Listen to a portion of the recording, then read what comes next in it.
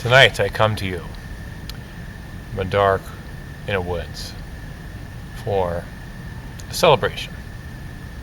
It's the 1-year anniversary of when I started my channel, and 'tis the season for spooky things and good German beer. So I figured tonight I could share with you a telling of my favorite green text of all time. Now, this is my favorite green text of the dozens I've read over the years because it's stuck with me. Not because it's the funniest or the spookiest green text, but because it's the most profound and meaningful. This is a story of a man who, for all his courage and compassion, still lacked wisdom.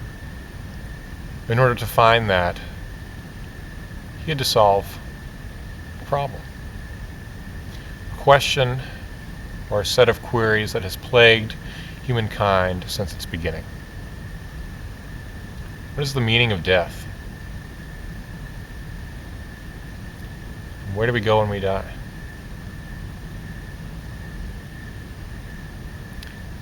Please, enjoy.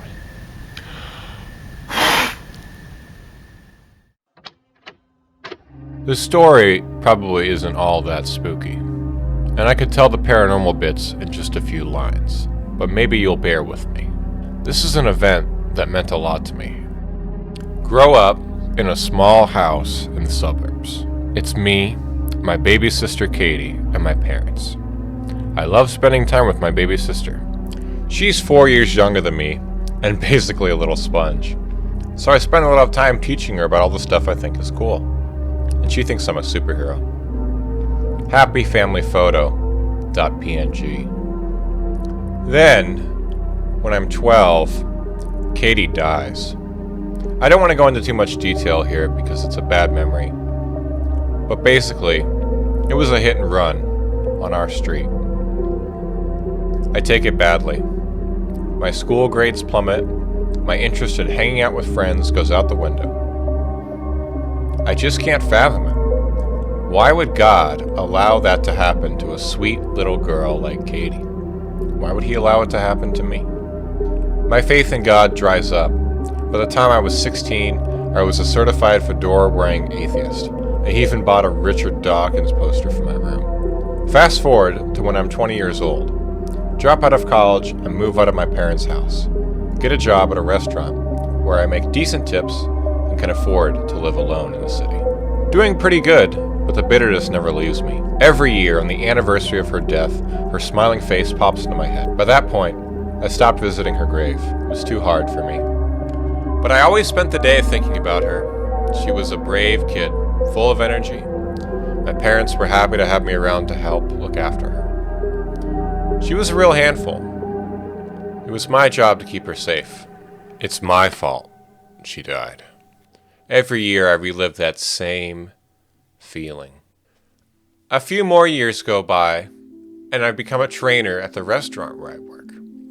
I get tasked with training a new guy named Walt. He's a young black kid from Mississippi.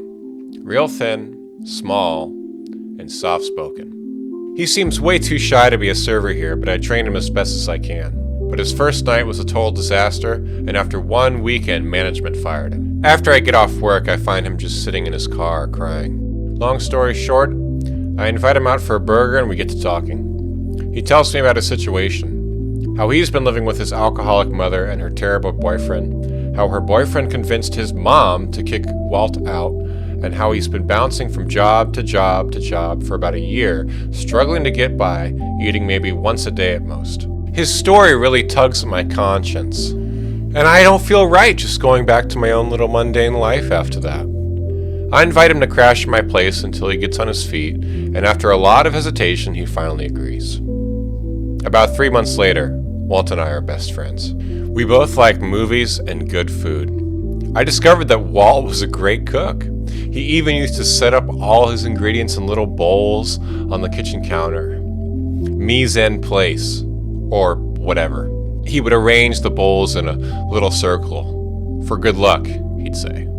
I ended up convincing him to find a kitchen job, and he started working at a nearby barbecue place for a while. He saved every cent while trying to find a place of his own. He finally finds something, so I go with him to check it out. It's affordable, but kind of a lousy little place in a sketch neighborhood. But I've learned that Walt's a proud guy, and to him it's better than leeching off me. He's all set to move in next month. One night, before his move, we're casually watching some movie that's on TV and we get to talking. Walt brings up how, when he was a kid, he had an older brother who was murdered. This was back in Jackson, Mississippi, which was really racist and segregated at that time. His brother was attacked one night by some white dudes, and they killed him. His mom never got over it and started drinking heavily, and everything fell apart from there. Walt was only 10 years old when this all happened. He felt like he always had to look out for himself from then on out. His mom and her boyfriends all treated him terribly. The other kids in the neighborhood weren't any better. They called him names and bullied him because he was smaller than everyone else, and he got beat up a lot.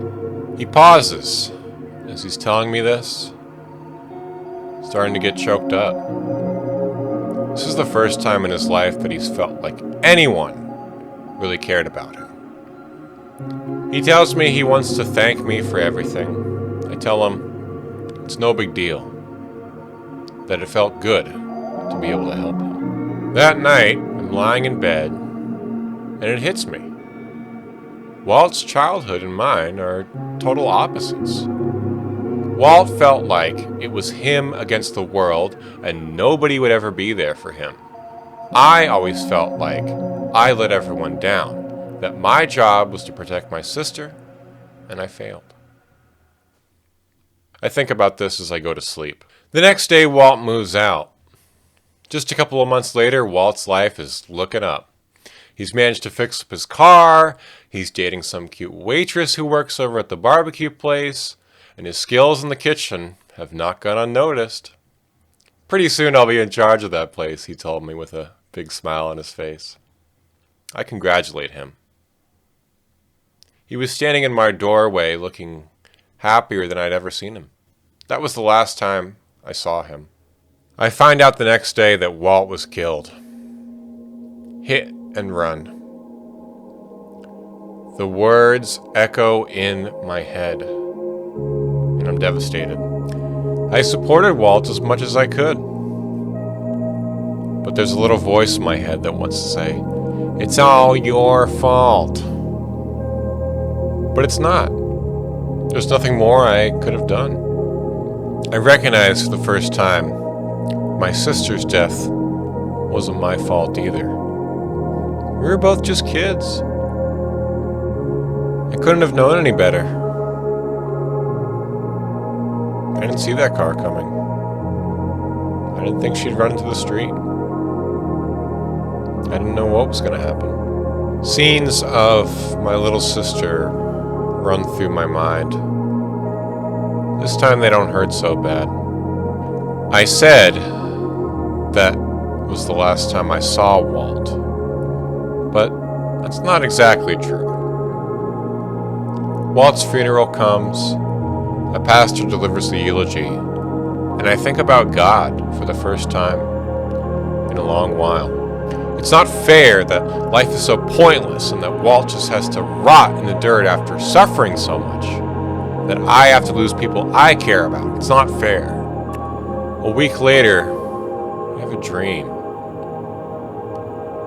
Walt's sitting under a large tree. I tell him I miss him. And he asks me, why? I'm right here. So that next morning, I decide to visit Walt's grave and talk to him for a while. I leave some items I think he'd like, put them all in a little bag the size of your fist, and put it right there on his grave. In the distance, I notice a large tree That looks just like the one from my dream. So I walk over. Not sure what I was expecting. It's not like Walt's gonna pop in out of nowhere. I say hello. It's not like he can hear me, but still I say, I miss you, man. Instantly, I feel a strange peace and a weird sensation. I can't explain it. It just felt like a really intense form of goosebumps, but it was a pleasant feeling. I walk back towards the cemetery gates. The strange goosebump sensation hasn't gone away. As I'm leaving, I look over at Walt's grave. The bag of items is open, and everything is spread out over the grave. They're arranged in a little circle, mise en place, for good luck, I think.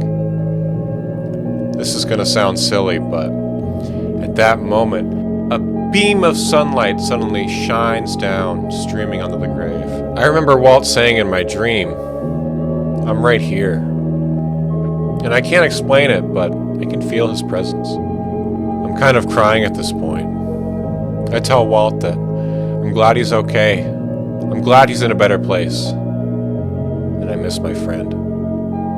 I miss my sister, but I'm starting to think there's more to life than we think. You can call it coincidence. You can say it's all in my mind.